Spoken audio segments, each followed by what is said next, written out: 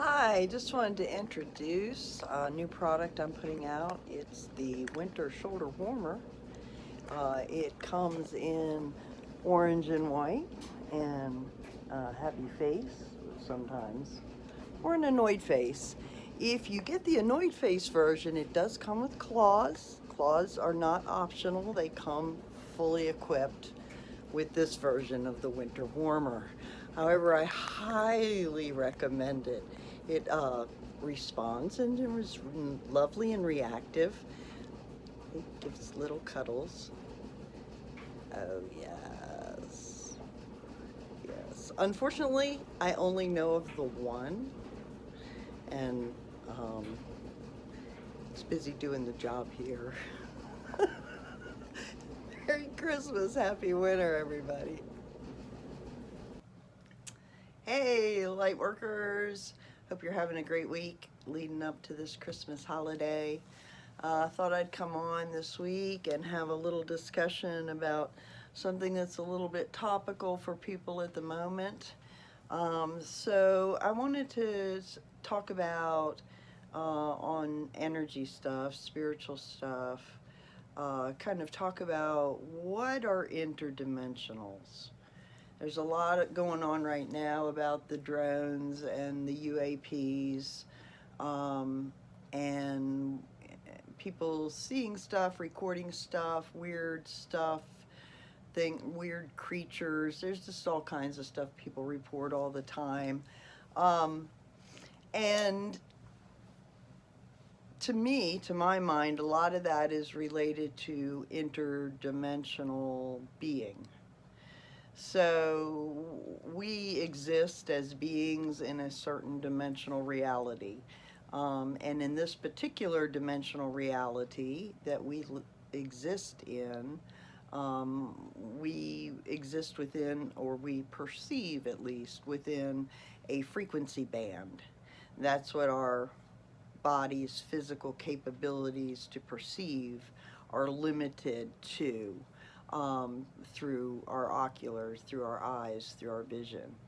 But there are also bands of frequency that we cannot detect with our eyes, that we may be able to sense or detect in some other way.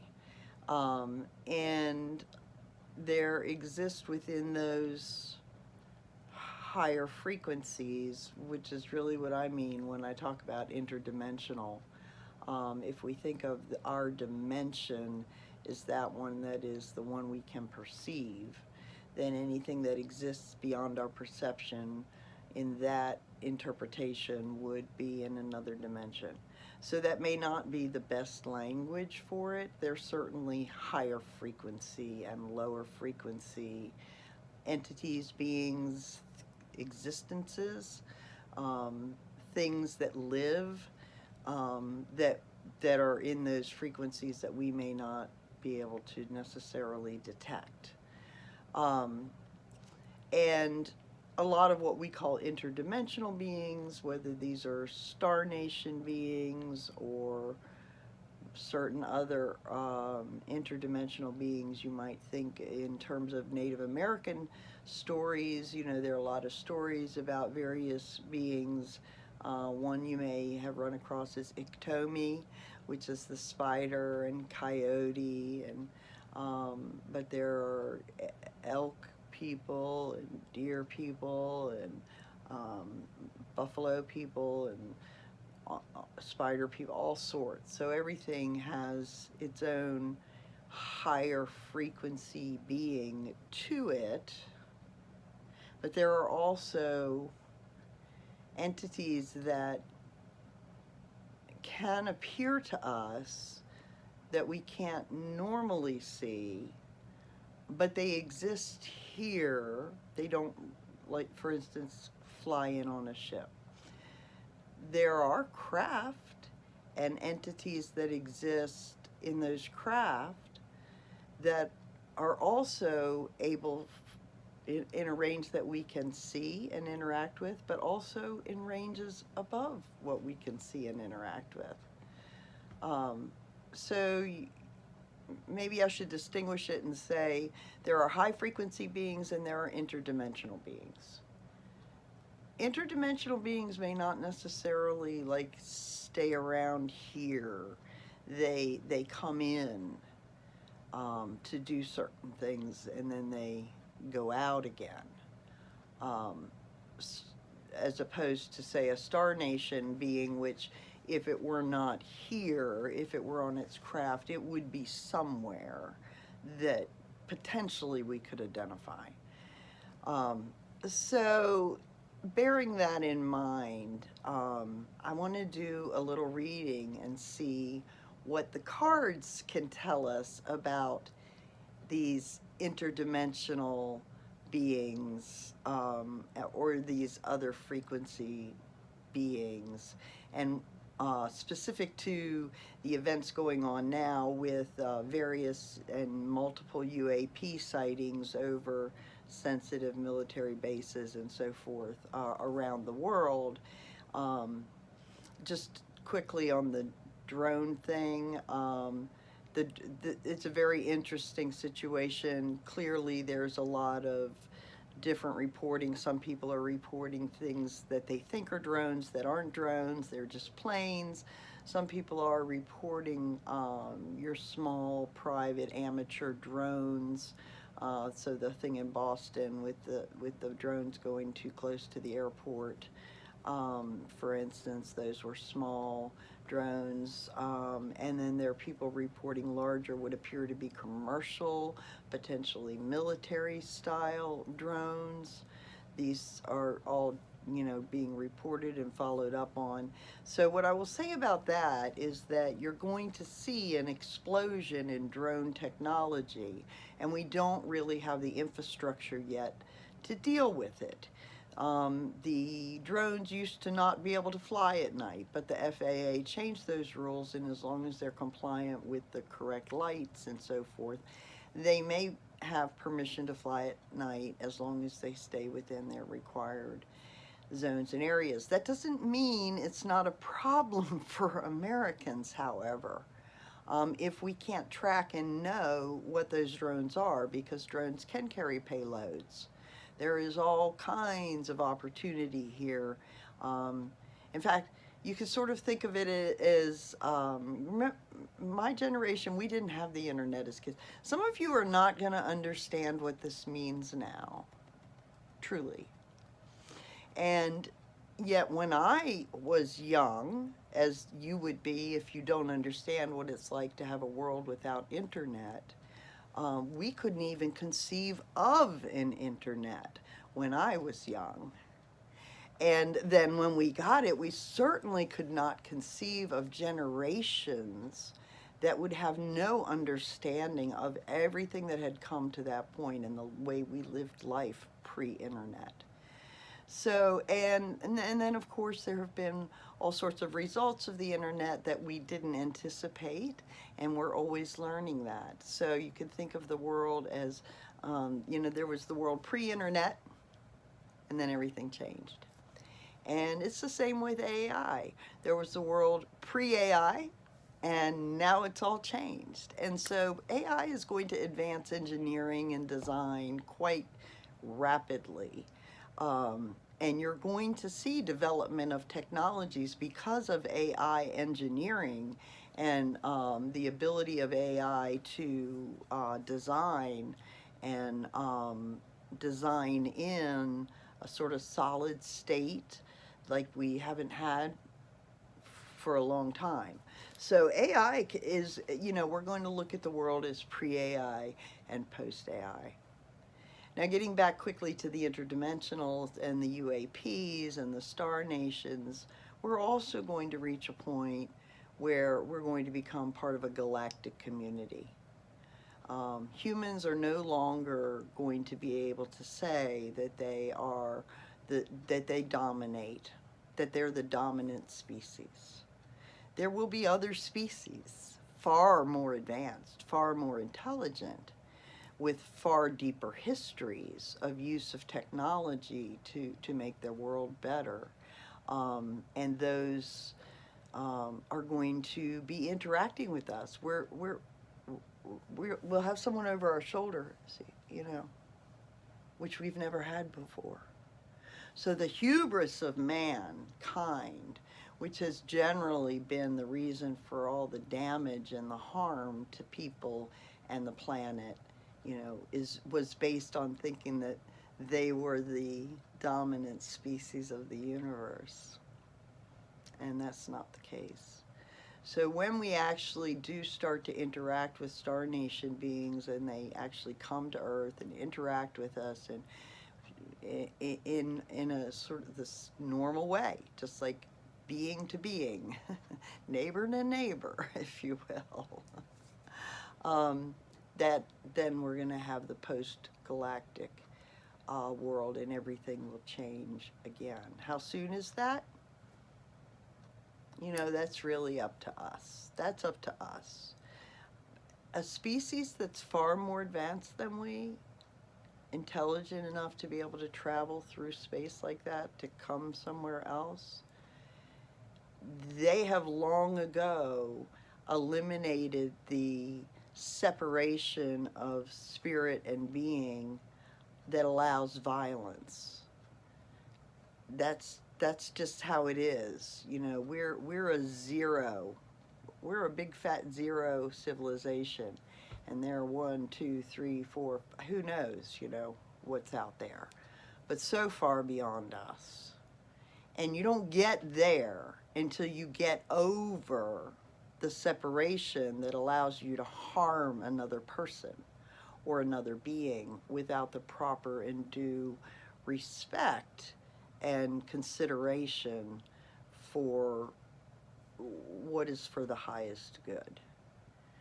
You know, so truly we'll get to a point in society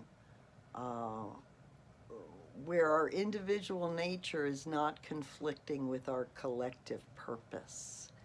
And that'll be out of choice. So you'll experience it as doing what you want in all times, and the joy of that.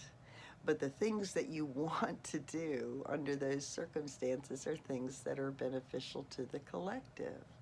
Learning, humor, art, technology, care, support, all the things that support the collective, that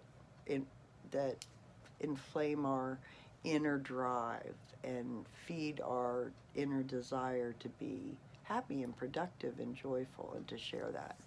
Okay, so I'm going to switch around here, bring you down to the cards, and we're going to do a little bit of a reading. I think we're going to go ahead and use L'étrange Noël de Monsieur Jacques, since Christmas is coming up. And then I got a little thing at the end for you, a little Manxy Christmas a cappella. Sorry. You could just go right on past it if it bothers you. All right, so this is all for entertainment only, and if you like it, do a like, do a share, help me get this like out there and boost it. I'm trying to reach people that want this information. Okay, we're going to switch now for a minute and put on a different pair of glasses. Sorry about that. These are the glasses to look at things in a different way. All right, hold tight. Okay, I've been shuffling them for a minute here because these cards are very stiff, but we'll do a couple more shuffles here, and then we'll pull. I'm going to focus in now on what the cards can tell us about interdimensional beings. What do we need to know about interdimensional beings? What do we need to know about interdimensional beings?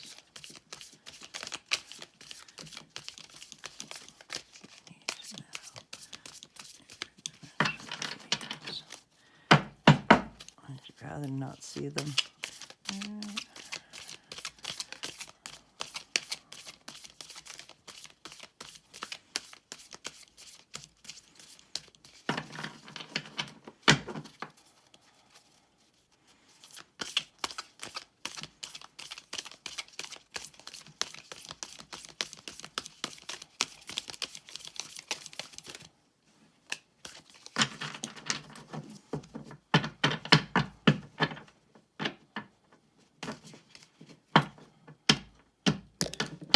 Okay, alrighty, here we go. Signifier. Okay, so for the signifier, we have the Ace of Wands. So we're asking what the cards can tell us about the interdimensionals. And they're saying this is they provide a new opportunity. They open the door, the heartways. Fire is the heartways. Wands, the north. So challenged by the Knight of Wands. So the Knight of Wands takes action, sort of goes before to herald, well, the page heralds, and the knights take action. So the knight is taking heart actions in the world, passion, acting on passion. They are a passionate defender of the things that that give them their personal life energy. And so if taking a new energy is challenged by that night, I would say that's telling us that we have to be willing to set aside our past actions, what we think we have to do, before we can really engage with the interdimensionals. What they have control over is the Eight of Swords. The Eight of Swords is usually the woman who's constrained. In this case, she has to fix herself before she can continue to act. And they, by them having control over that restriction, that being bound in, I think that says that to me that working with the interdimensionals can show us how to mend ourselves to move on. What they bring from the past is the King of Swords reversed. So these are like masters that have already mastered the higher frequencies and crossed, in a sense. Some of these interdimensionals are, they do their actions for truth in the other dimension, on the other side. It's the reverse from where we are.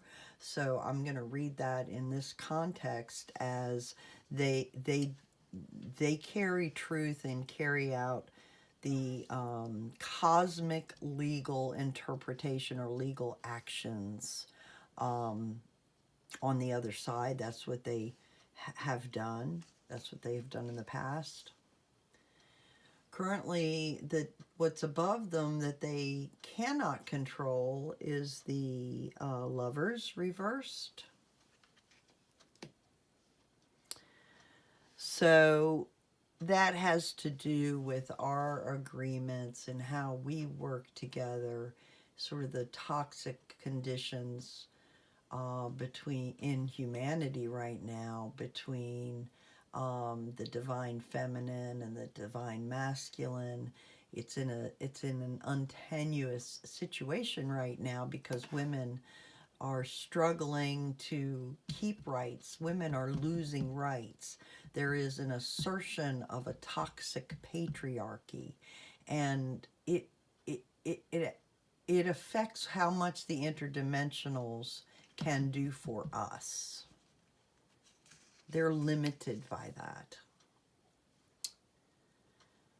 Okay, there's a lot of swords here.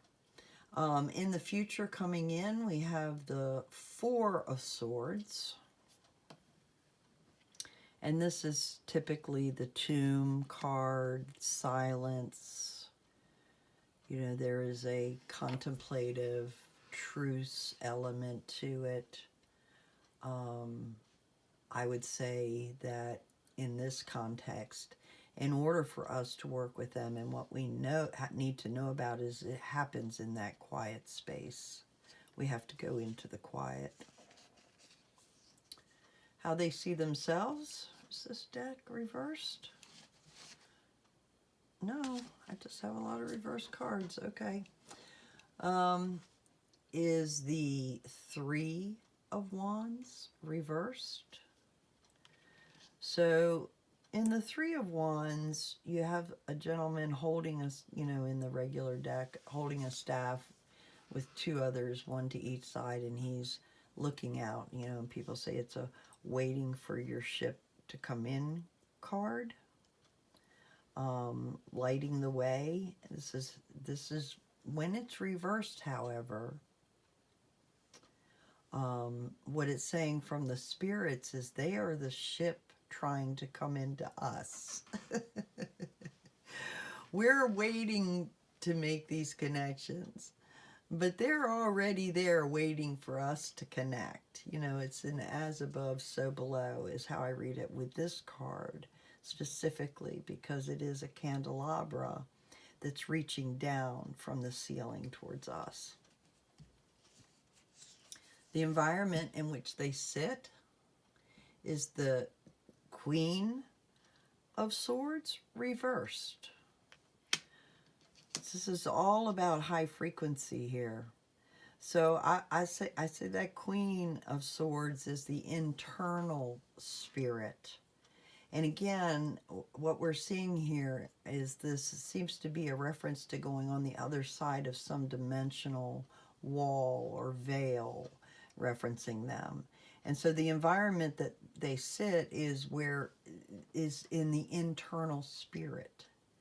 And I think that that's telling us that we connect with them internally. It's a telepathic thing. It's a heart thing. It's a frequency thing. And so they will connect with us in that way. Hopes and fears. We have now we have a page, and now we have the Page of Swords. And I swear these were shuffled. They're not like set up in suits at all.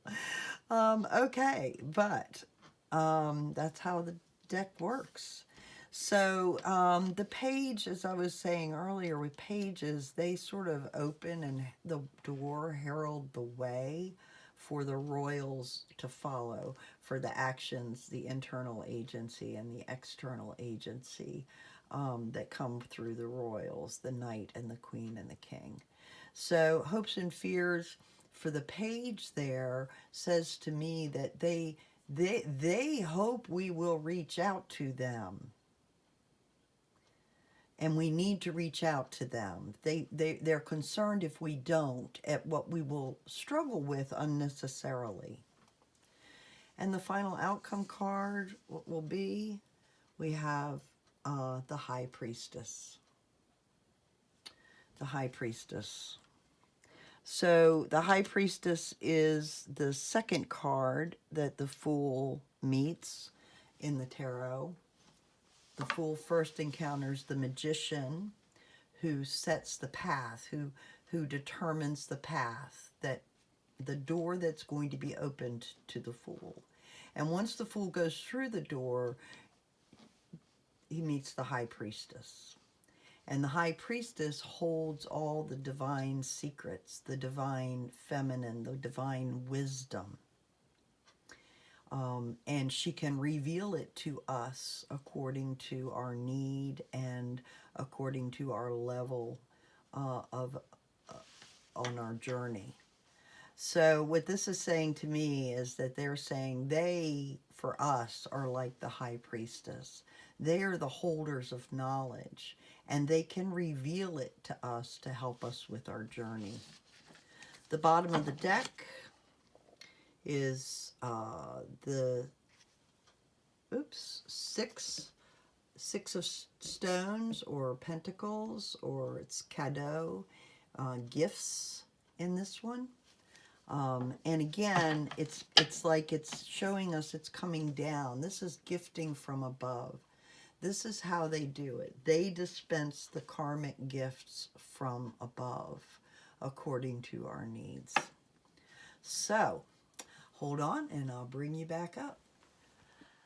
So I just love how the cards really can answer the questions that we ask. And of course, it's an intuitive thing, and it's in a way, it's a way of working with those, although there's a lot more to working with interdimensional beings.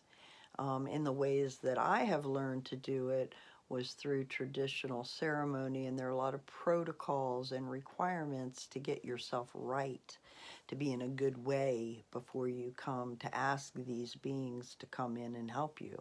But I've also had spontaneous experiences where beings have come, interdimensional beings have come to me and helped me at different times in my life and manifest in ways that I could directly experience in very visceral ways, including yanking my feet to straighten my back out. They grabbed him and yanked him, and there was nobody there that I could see with my eyes.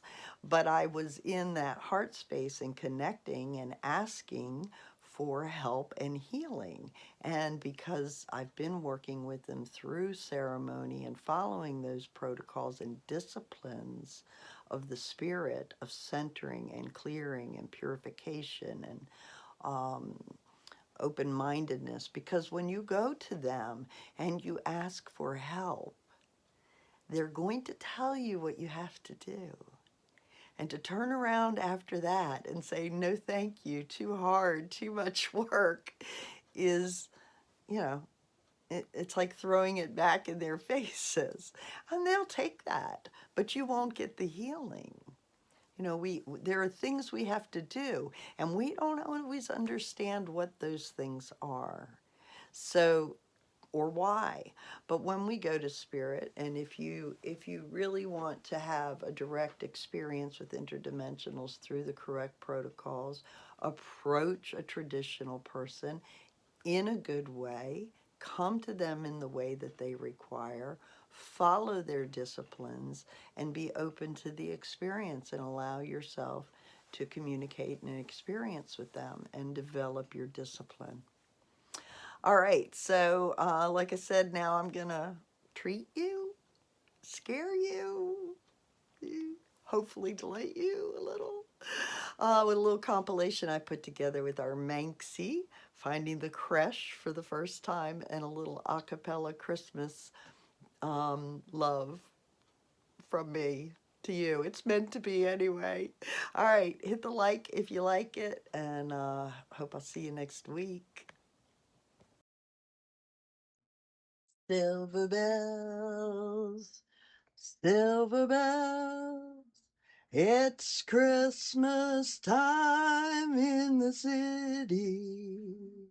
Ring-a-ling, hear them ring. Soon it will be Christmas Day. City sidewalks, busy sidewalks, dressed in holiday style. In the air, there's the feeling of Christmas. Children laughing, people passing, meeting smile after smile, and on every street corner you'll hear silver bells, silver bells. It's Christmas time in the city. Ring-a-ling, hear them ring. Soon it will be Christmas Day.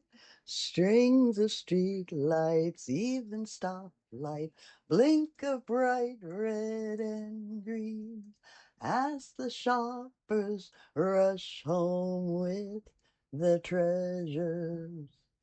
Children laughing, people passing, meeting smile after smile. And above all this bustle you'll hear silver bells, silver bells. It's Christmas time in the city. Ring-a-ling, hear hear them ring. Love you, Soon Maxie. it will be Give me Christmas kisses. Day. Will you give me kisses? Soon it Thank you. will be Christmas Day.